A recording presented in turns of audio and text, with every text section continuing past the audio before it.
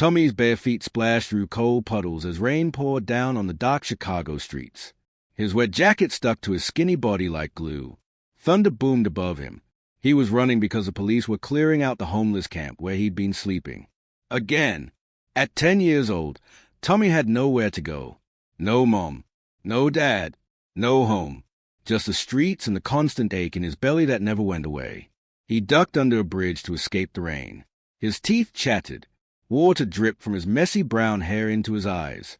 He was so tired, so hungry, so alone. Then he heard it, a sound that made his heart stop. Crying. A baby's cry.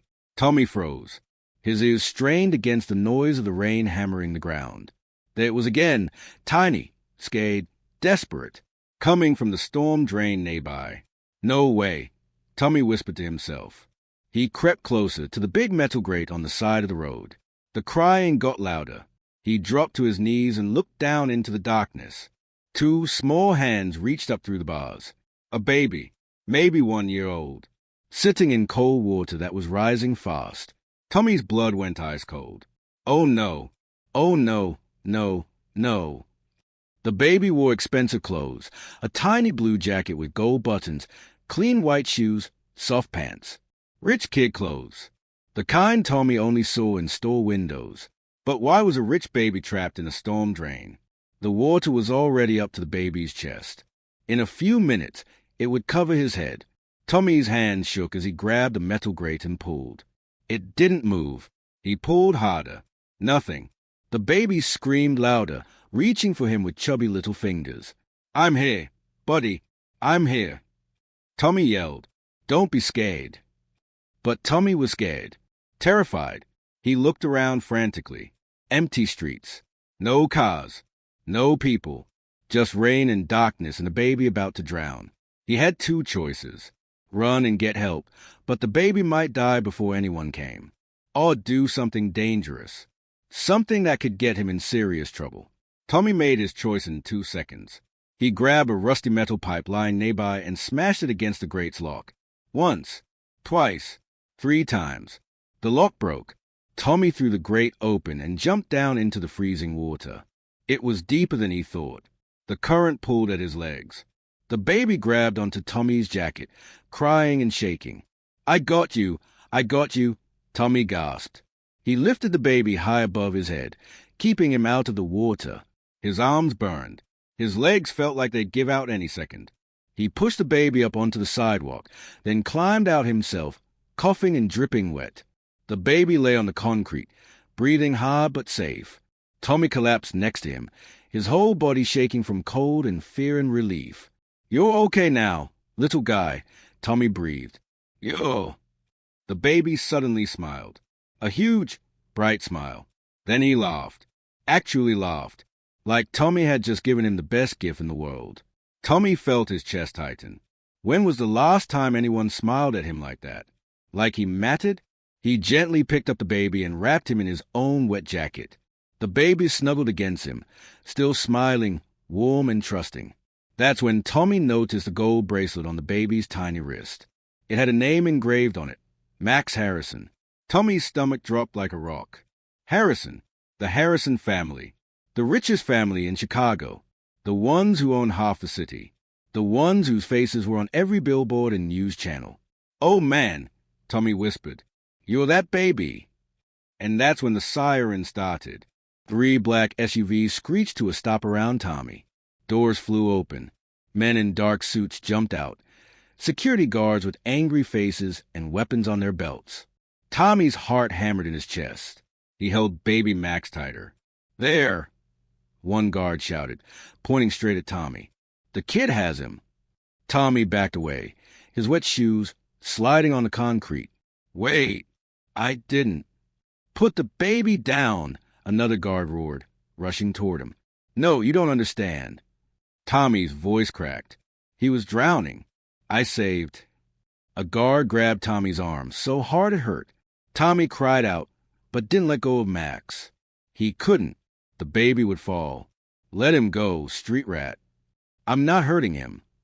Tommy screamed, tears mixed with rain on his face. Please, just listen. More cars arrived. Camera flashes exploded in the darkness. News reporters. Police. Crowds forming. Then he stepped out of the biggest SUV. Mr. Harrison. Tommy had seen him on TV 100 times. Always in perfect suits. Always smiling that powerful smile. But not now. Now his face was twisted with rage and fear. His expensive shirt was soaked. His eyes were wild. He was a father who thought his son was in danger. Max! Mr. Harrison's voice shook the whole street. He charged toward Tommy like a bull. Guards moved aside. Tommy stumbled backward. Still holding the baby. Sir, I found in the storm drain. He was... You took my son. Mr. Harrison's face was red with fury. You kidnapped him. No. I swear I saved him. The water was... Liar. Mr. Harrison got right in Tommy's face. You're one of those street kids. You steal. You probably planned this whole thing. Tommy's whole world spun. His throat closed up. He wanted to scream that it wasn't true, but the words wouldn't come out. A guard reached for baby Max. And that's when something impossible happened. Max started crying. Loud, heartbroken crying. His little hands gripped Tommy's wet jacket tighter. He buried his face in Tommy's shoulder and wouldn't let go. The guard tried to pull him away. Max screamed louder. His face turned bright red. He kicked his tiny legs and clung to Tommy like his life depended on it. Everyone froze. Mr. Harrison stared, his mouth open in shock. Max? Son. He reached out his arms to take his baby.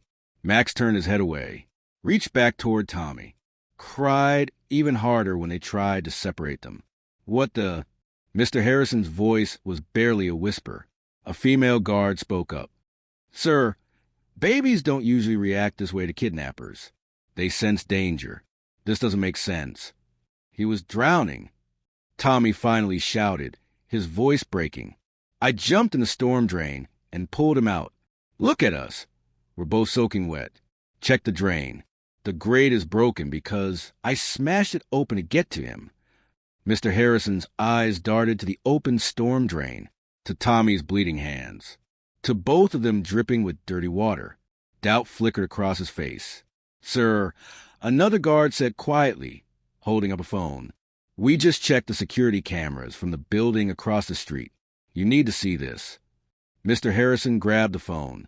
His face went pale as he watched the screen. Tommy could see it playing, himself smashing the grate, jumping into the water, lifting Max to safety. The whole truth caught on camera. Mr. Harrison's hands started shaking. The phone almost fell from his grip. He looked at Tommy with completely different eyes now.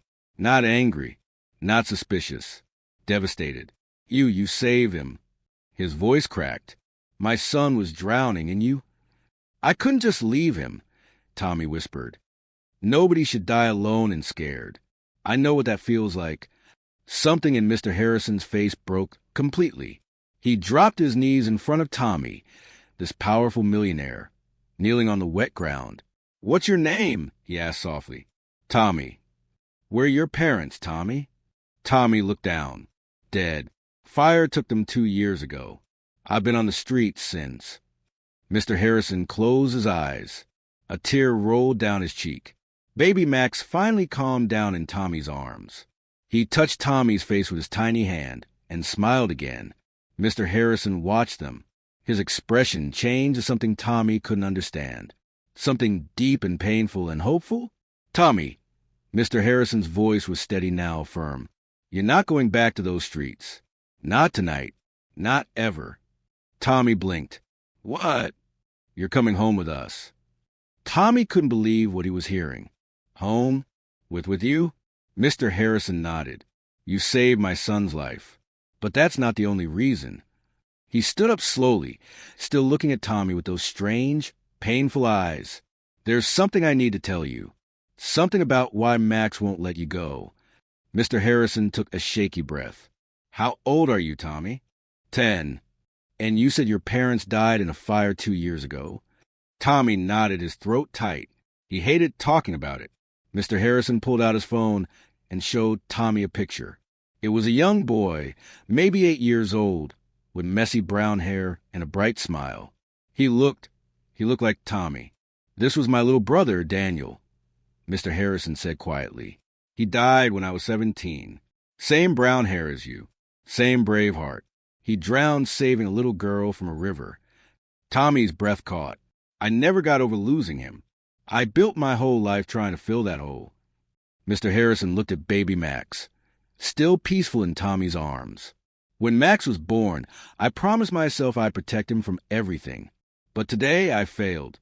I got so focused on a business meeting that I didn't notice when he wandered away from his nanny near the park." Tears streamed down Mr. Harrison's face now. The crowd around them had gone completely silent. Max crawled through a fence, fell into that storm drain, and I couldn't save him. I was too late. "But you—" His voice broke. "You were exactly where you needed to be. A 10-year-old boy with nothing gave everything to save my son." Tommy felt his own tears coming. "I just couldn't walk away." "I know. That's exactly what Daniel would have said." Mr. Harrison gently touched Max's head. "But there's something else. Something the doctors told us about Max." He paused, choosing his words carefully. "Max was born with a condition. He can't regulate his body temperature well. When it gets too cold, his heart slows down dangerously. That water in the storm drain was freezing. Another 5 minutes and he would have—" Mr. Harrison couldn't finish. He didn't have to. Tommy looked down at Max, sleeping peacefully against him. "So when I wrapped him in my jacket, you kept him warm enough. You didn't know about his condition, but somehow you knew exactly what he needed." Mr. Harrison wiped his eyes. "Tommy, my wife and I lost a baby 3 years ago. Max is our miracle, and you're the reason we still have him." The weight of those words hit Tommy like a wave. His whole body trembled. "You said nobody should die alone and scared," Mr. Harrison continued. "You said you know what that feels like. Well, I'm here to make sure you never feel that way again." He knelt down one more time, eye level with Tommy. "I'm not just offering you a place to stay. I want to adopt you, Tommy. Officially, legally. If you'll let me, I want to be your father. Max needs his big brother. And honestly," his voice cracked again, "I need you too." Tommy couldn't speak. His whole life, he'd been invisible, garbage on the street, nothing. And now this. You really mean it?" Tommy whispered, every word. "No kid who saves lives should sleep in the rain. You're 10 years old. You deserve a childhood, a family, a future." Tommy looked at baby Max one more time. Max opened his eyes, smiled that beautiful smile, and grabbed Tommy's finger with his tiny hand. Something inside Tommy's heart, something that had been frozen and broken for 2 long years, finally melted. "Okay," Tommy breathed. "Yes." Mr. Harrison pulled both of them into a hug. Tommy cried into his shoulder reel. Deep sobs he'd been holding in forever. The guard stepped back.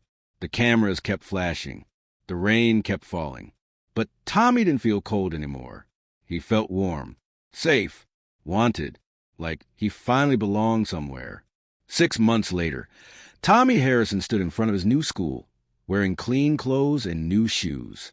Max was bigger now, already trying to walk, and he screamed with joy every time Tommy came home. The nightmares about the fire still came sometimes. But now, when Tommy woke up scared, Mr. Harrison's dad was there. And Tommy realized something important. Sometimes the worst moment of your life put you exactly where you need to be to save someone else.